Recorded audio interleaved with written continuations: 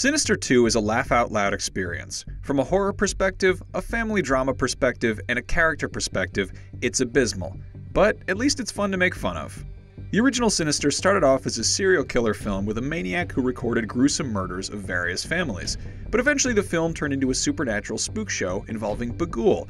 That's the demonic soul sucker who loves the aesthetic of 8mm film and has, shall we say, a unique effect on the children it preys upon. Even when Sinister 1 moved into supernatural horror, Bughuul was mostly absent. It's his collection of Americana kids who are there to scare.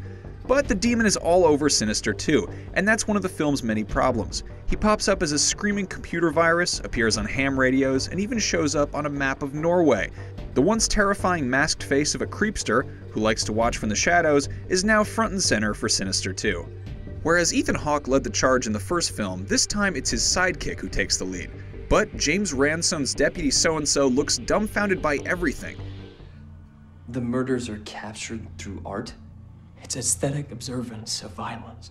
Granted, there's a lot to be dumbfounded by, like how mere hours after meeting Shannon Sossaman's character, he's told she wishes he was the father to her children, and when we meet her abusive husband, who's always ramped up to 10, ready to pummel his family, it's just one more thing to add to the pile of Sinister 2's unsubtleties.